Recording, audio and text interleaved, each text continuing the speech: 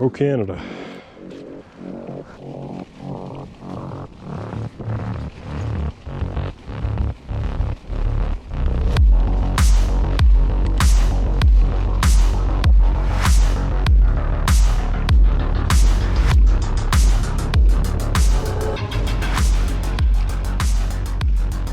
All right, so it is clearly fall. I've got the beard growing, got the plaid on, and the bike's up in the stand, and I'm just getting absolutely pumped for skiing and snowboarding.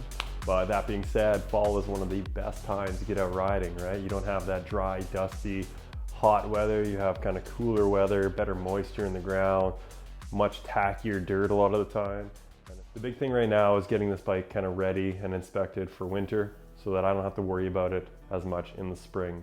So the big thing with the fall riding is that the riding's really good, but you get back, you're cold, you're wet, you're muddy, you just want to get your stuff off, go inside, have a hot shower, and just forget about your bike. But the big thing is making sure you're getting outside to wash it, even though it's not super hot and nice to be outside with a hose. Getting out there, washing it properly. I won't go through with my washing process. I'll link it in a video around here somewhere. And yeah, it's been a popular video, so I think it's reasonably good. I'll take off the wheels first here, and then you'll get a chance to see kind of my little process to make sure my bike is ready for the winter months here. So what I do is I take a 1-to-1 alcohol to water ratio, put it in a squirt bottle here, and a reasonably clean wet rag. This one has some dirt on it, but I use it for this all the time. And it's still just a bike, it's not a Ferrari. So I'm not gonna use crazy expensive things. If you want, you can use shop towels. I use those when I really want to make sure that the cloth is clean. When I'm working around kind of the brakes, I want to make sure that the cloth is really clean. So I use a brand new shop towel. But yeah, just a nice mist on here, and I'm going to spray. As I spray through the entire bike, I'm just inspecting it for chips and cracks and potential wear spots where maybe a cable's rubbing and I need to put some more tape on there to make sure it's good. But before I wipe it all down I'm going to actually remove the brake pads.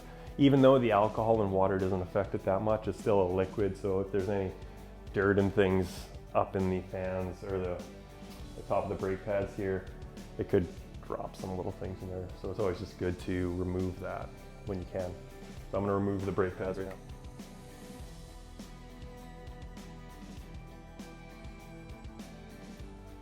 All right, with the brake pads removed, I'm just gonna go through. I have no fears now of contaminating anything, but I'm still gonna use my 1-to-1 alcohol to water mixture in my rag. I'm just gonna go through the whole bike, clean it, and inspect for those cracks. Yeah, so I've wiped down the entire bike now, and I've looked for cracks and chips and things like that. The bike looks like it's in really good shape. Cleaned all the pieces out. Cleaned all the front fork out, and with the brake pads removed, I've cleaned out the entire calipers kind of inside and out. I haven't added any lube to them. They're pretty new brakes, but if you have older brakes or they look like they're seizing up a little bit, you can add a little lube there and wipe it away really quickly. What you want to make sure with the brake pads out and the wheels off is that you're not touching these brake calipers here. You can actually pull out the pistons and they just drop on the ground. You can put them back in, but it's a big hassle. So making sure you're not touching those when those are exposed. Now I'm going to go through the wheels. So when I'm cleaning the wheels, I just kind of load up the cloth in one spot with some alcohol and water. I start at the valve stem and I just start cleaning between the spokes. And as I'm going through, I'm feeling to see if I can feel any damage. If there's a crack or a big chip, generally you can feel it. Again, these are carbon rims, so I don't want to feel anything. The only spot I should feel any sort of difference is where they put the little sticker there by the valve stem. So back to the valve stem, which means I've gone all the way around. So I just do one quick wipe along the edge, one quick wipe along the edge. Now some things I'm looking for here are there's a little bead here, kind of an indicator that shows if the tire is seated properly. This matters more on older tires or even aluminum rims because they have what's called a clincher, which holds the tire on, but it's such a good clincher it'll actually grab too high on the tire. So if you've repaired a flat or something like that, it's good to check this. There's a wear indicator, not a wear indicator, just an indicator for fit. That's kind of a 2mm line usually.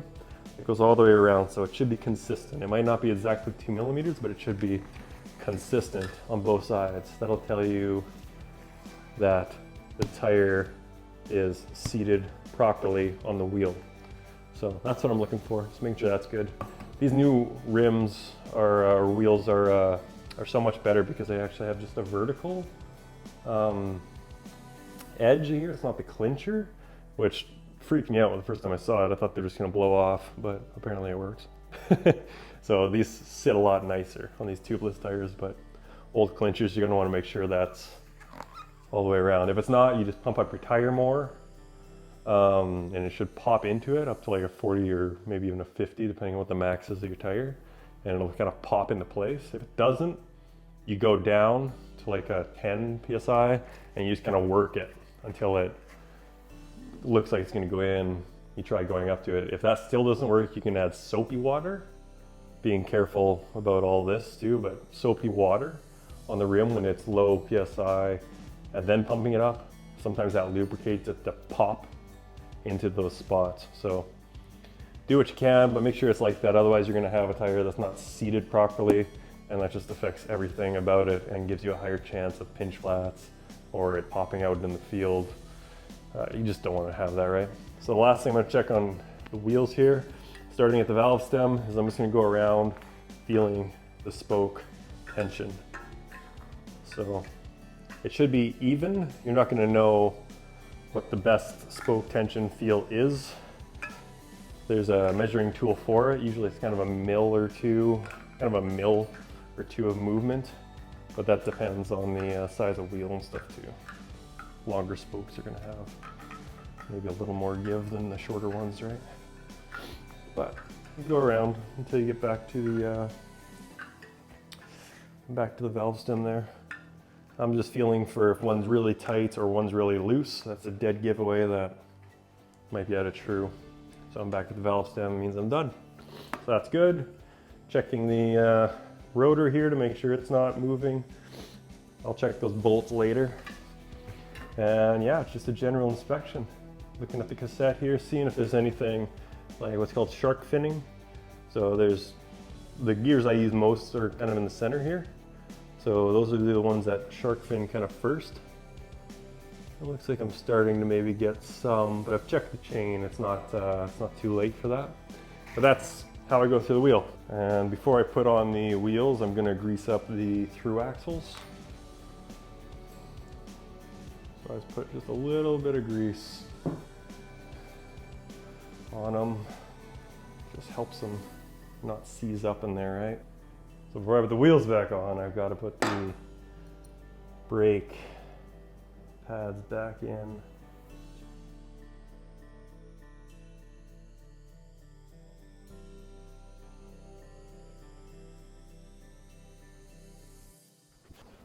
All right, with the brake pads back in, I can put the tires back on.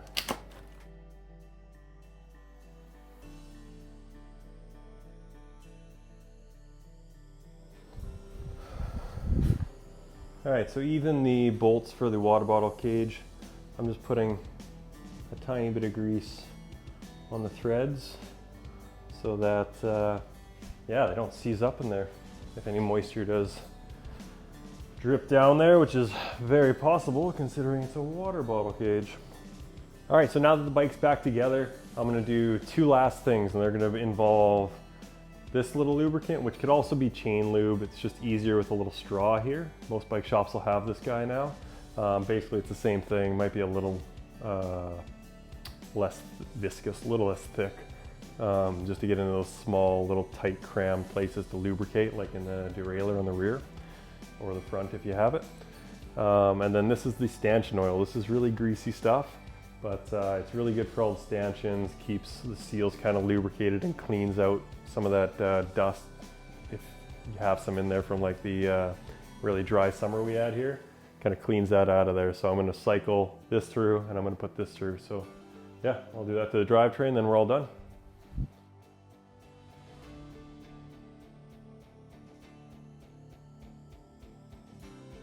Before I take it off the stand, what I'm going to do is I'm going to go through with my Allen key tool, or multi-tool if you have it. And I'm just going to check all the bolts, make sure they're decent. So I need the 4 always and the 5, so I just pull those out and then I start going around. Starting at the derailleur.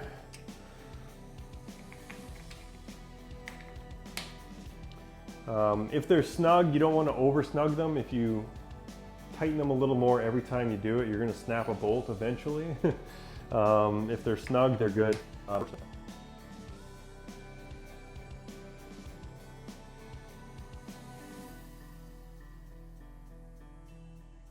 This is the stanchion oil here. So the stanchion places on the bike are going to be the rear shock, the dropper post, and then the front 2 stanchions on the fork.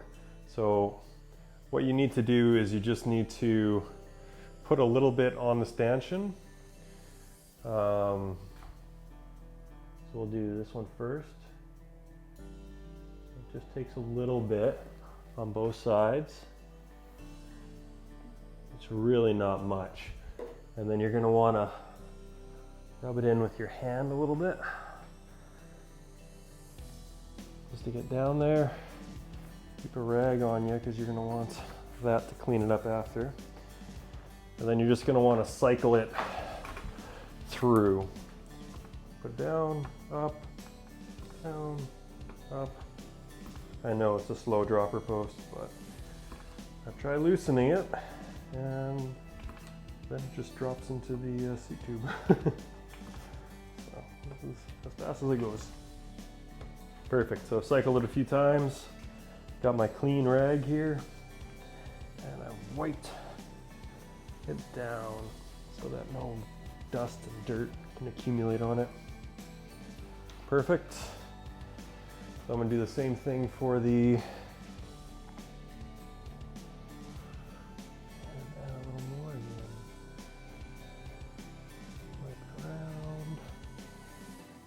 good. Wipe my hands because that stuff is gross. And I'm going to pull it onto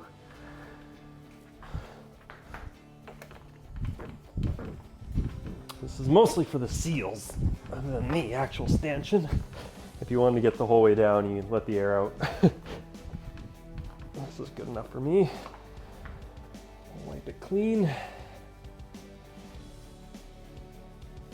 Excellent.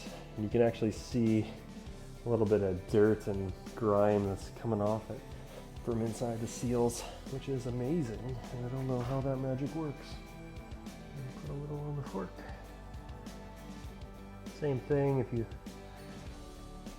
really want to do a good job, you let the air out of the fork, or half the air out of the fork or something, and then repump it back in. But this is a new fork I put on here and I haven't ridded it in very dusty conditions, so that should be good.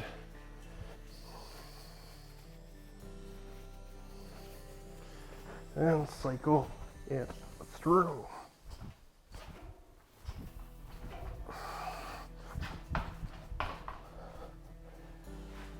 All right, and then with the clean part of this, wipe it clean.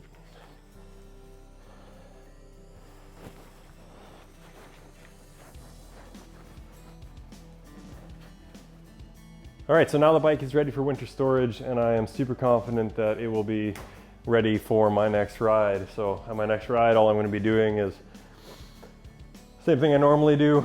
I'll probably add a little more lube to it. I'll check the tire pressure. I'll check the pressures in the suspension. Quick run through to make sure everything works, and then I'm off riding.